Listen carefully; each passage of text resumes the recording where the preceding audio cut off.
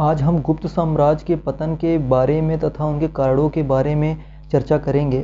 तो स्कंदगुप्त के पश्चात कोई भी गुप्त शासक अपने पूर्वजों के समान योग्य एवं पराक्रमी नहीं था, जिसके परिणाम स्वरूप गुप्त साम्राज्य की शक्ति निरंतर क्षीण होती गई और स्कंदगुप्त के उत्तराधिकारी की मृत्यु, जो लगभग 467 ईस्वी के आसपास एक शताब्दी तक भी शासन न कर सके, वह 550 ईस्वी के आसपास शक्तिशाली गुप्त साम्राज्य का पतन हो गया। अब अगर हम गुप्त साम्राज्य के पतन के कारणों की बात करें तो गुप्त साम्राज्य ने लगभग 275 ईस्वी से लेकर 550 ईस्वी तक शासन किया। पश्चात उनके अनेक साम्राज्यों का पतन हो गया। यद्यपि गुप्त वंश के अंतिम पराक्रमी शासक स्कंदगुप्त ने गुप्त साम्राज्य को अक्षुण्ण बनाए रखने का अथक प्रयास किया तथा वह अपने शासनकाल में इस उद्देश्य में सफल भी रहा, परंतु उसके उत्तराधिकारी अनेक सामान्य और योग्य सिद्ध नहीं हुए। अतः स्कंदगुप्त की मृत्यु के पश्चात गुप्त साम्राज्य का पतन होना प्रारंभ हो गया तथा 550 ईस्वी तक गौरवमयी गुप्त साम्राज्य ढह गया। गुप्त साम्राज्य के पतन के कारणों की विवेचना निम्न शीर्षकों के आधार पर किया जा सकता है। अगर पहले कारण की बात करें तो निर्बल उत्तराधिकारी। स्कंदगुप्त की मृत्यु के बाद का काल गुप्त साम्राज्य के पतन का काल कहा जा सकता है।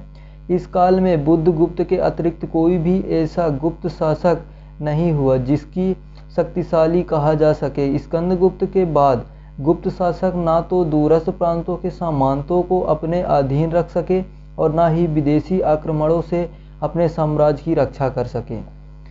अब अगर दूसरा कारण की बात करें तो उत्तराधिकारी के नियमों का अभाव। तो गुप्त वंश के उत्तराधिकारी संबंधी कोई निश्चित नियम नहीं था। परिस्थिति के अनुसार कभी राज सिंहासन श्रेष्ठ पुत्र को प्राप्त होता था और कभी योग्यतम पुत्र को, चाहे फिर वह छोटा हो और चाहे बड़ा। ऐसी स्थिति में राज दरबार में गुटबंदी की संभावना सदैव बनी रहती थी, जो कभी कभी उत्तराधिकारी के प्रश्न को लेकर राजपुत्रों के संघर्ष भी हो जाया करते थे। इतने शक्तिशाली के तीव्र और आघात पहुंचा था। इस उत्तराधिकारी संघर्षों ने गुप्त साम्राज्य के पतन में विशेष योगदान के रूप में कार्य किया। अगर तीसरा कारण की बात करें तो वो है बाह्य आक्रमण। गुप्त साम्राज्य के पतन में वैदेशिक आक्रमणों के भी अहम भूमिका रही है। कुमारगुप्त के शासनकाल में पुष्यमित्रों ने और स्कंदगुप्त के शासनकाल में हुड़ों ने गुप्त साम्राज्य पर आक्रमण किए। इन दोनों योग्य शासकों ने इन आक्रमणों के विफल कर दिया था, किंतु स्कंदगुप्त के बाद के गुप्त शासक विदेशी आक्रमणों का सामना करने में असफल सिद्ध हुए।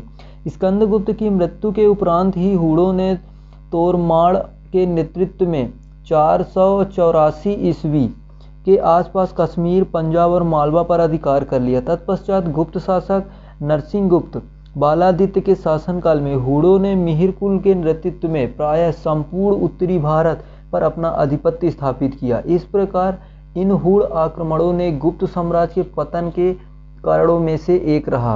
अब अगर चौथा कारण की बात करें तो प्रांतों की स्वतंत्रता। स्कंदगुप्त की मृत्यु के उपरांत केंद्रीय सत्ता निर्बल हो जाने के कारण अनेक राज्य में विद्रोह प्रारंभ हो गए तथा प्रांतों के शासकों ने अपनी अपनी स्वतंत्रता घोषित करना प्रारंभ कर दी। सर्वप्रथम बल्लवी के मैत्रक वंश ने अपनी स्वतंत्रता सत्ता की घोषणा की। तत्पश्चात मालवा के यशोवर्मन ने, कानबुज में मौखरियों ने तथा बंगाल ने गौड़ों ने स्वतंत्रता सत्ता स्थापित की। इस प्रकार गुप्त साम्राज्य का निरंतर विघटन होता रहा और अंततः गुप्त साम्राज्य का पतन हो गया। अब अगर पांचवा कारण की बात करें तो निरंतर युद्ध एवं आर्थिक दुर्बलता। तो प्रारंभिक गुप्त शासकों ने अपने अपने साम्राज्य के विस्तार हेतु साम्राज्यवादी नीति का पालन किया। साम्राज्यवादी नीति के पालन करने में गुप्त शासकों ने निरंतर युद्धों में लड़ना पड़ रहा था, जिस निरंतर युद्धों के गुप्त साम्राज्य को गंभीर रूप से एक प्रभावित किया। इस युद्धों के परिणाम स्वरूप एक ओर तो गुप्त की आंतरिक संगठन व्यवस्था में शिथिलता उत्पन्न हो गई और दूसरी ओर गुप्त अर्थव्यवस्था पर भी गंभीर आघात पहुंचा। अब अगर छठवें कारण की बात करें तो साम्राज्य की विशालता। प्रारंभिक गुप्त सम्राटों के अथक प्रयत्नों के परिणाम स्वरूप एक विशाल साम्राज्य की स्थापना हुई थी, परंतु स्कंदगुप्त के बाद के गुप्त शासक इतने विशाल साम्राज्य की सुरक्षा करने में सफल ना हो सके। उस काल के आवागमन के साधनों के अभाव एवं उनके प्रांतों के प्रभावी नियंत्रण रख पाना कठिन था।